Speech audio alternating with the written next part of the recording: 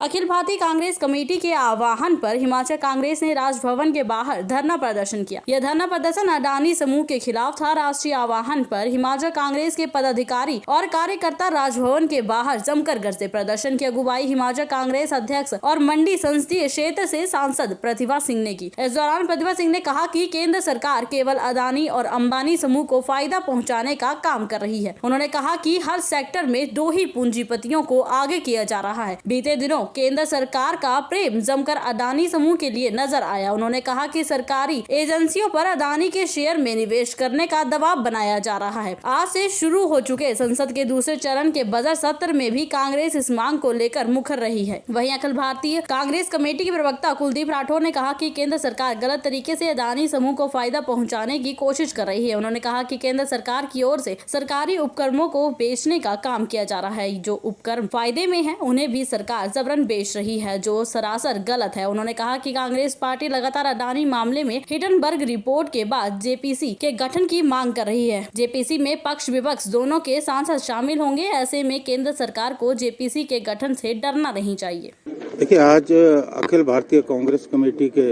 निर्देशानुसार हिमाचल प्रदेश कांग्रेस कमेटी ने राजभवन के सम्मुख धरना प्रदर्शन किया और श्रीमती प्रतिभा सिंह जो हमारी प्रदेश की अध्यक्ष हैं, उनके नेतृत्व में श्री संजय दत्त जी जो हमारे राष्ट्रीय सचिव हैं, प्रभारी हैं, और हमारे हरीश जनार्ता जी, नंदलाल जी, विनय कुमार जी जो विधायक हैं, रवि ठाकुर जी, हम लोगों ने जो है देश के महामहिम राष्ट्रपति को गवर्नर महोदय की मार्फत जो है ज्ञापन सौंपा।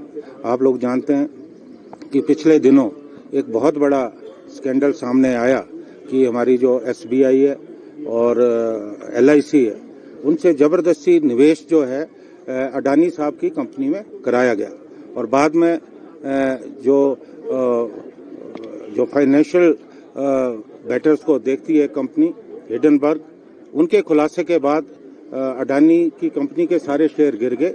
इससे जो है करोड़ों का चूना जो है एलआईसी और स्टेट बैंक ऑफ इंडिया को लगा। ये बहुत चिंता का विषय। जो भी सरकारी उपक्रम है उन्हें बेचने की साजिश हो रही है। पिछले दिनों आपने देखा कि बहुत सारे सरकारी संस्थानों को बेचा गया और जो मुनाफे में चल रहे थे जैसे एलआईसी, उस पे भी कहीं ना कहीं दबाव बनाया गया कि वो जो है अडानी साहब की कंपनी में निवेश करे। तो ये मैं समझता हूँ आजाद भारत का सबसे बड़ा घोटाला है।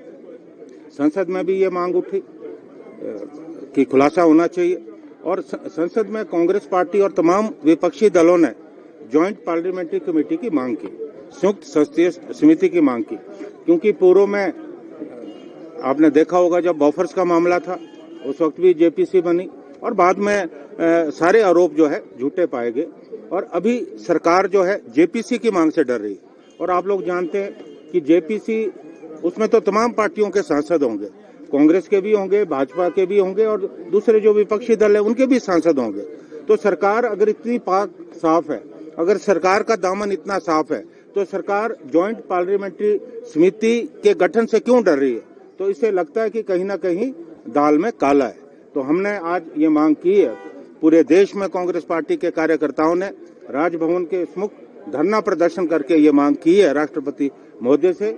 इसकी पूरी जांच होनी चाहिए और जल्दी से जल्दी जो है जॉइंट पार्लियामेंट्री कमेटी जो संयुक्त संसदीय समिति है उसका गठन होना चाहिए, जांच होनी चाहिए ताकि जो सच्चाई है वो जनता के सामने आ सके। देखिए, केंद्र में एक ऐसी सरकार बैठी है जो कई मुद्दों को हमने बार बार उठाने की कोशिश की, पार्लियामेंट में भी बोलने की कोशिश की कि जितनी भी देश में आज कार्य हो रहे हैं, क्या अंबानी और अडानी रह गए, और भी बड़ी कंपनी इसमें काम करना चाहती थी, पर सबकी अनदेखी करके एक ही कंपनी को ये काम, चाहे वो किसी भी कंस्ट्रक्शन का वर्क है, कोई भी है, वो इन्हीं को दिया जा रहा है। इसके लिए हमारा ऑब्जेक्शन था, जिसके बारे में हमने कई बार पार्लियामेंट में प्राइम मिनिस्टर से भी ये बात करने की कोशिश की और हमने धरना प्रदर्शन भी किया, पार्लियामेंट में भी उठाई और उसी तरह से हमने जहां जहां भी संभव था अपनी बात रखने की कोशिश की, पर हमारी बात को अनदेखा किया गया। इसलिए आज हम ये मेमोरेंडम जो हमने गवर्नर साहब को दिया है, हम चाहते हैं कि ये राष्ट्रपति तक पहुंचे और राष्ट्रपति जी भी हमारी भावना से अवगत हो।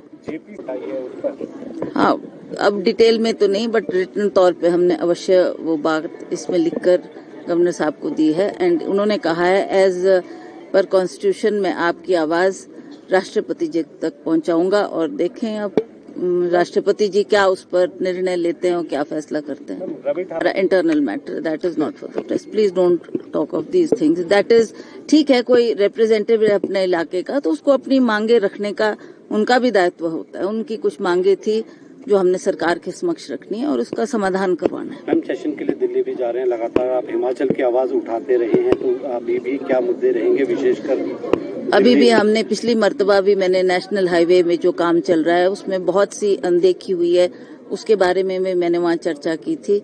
इस बार भी कई मुद्दे हैं जो केंद्र से संबंधित है, उस पर भी मुझे चर्चा करने की आवश्यकता है और मैं वो जाकर अब विधानसभा पार्लियामेंट में टाइम भी लूंगी और उस पर चर्चा भी की जाएगी।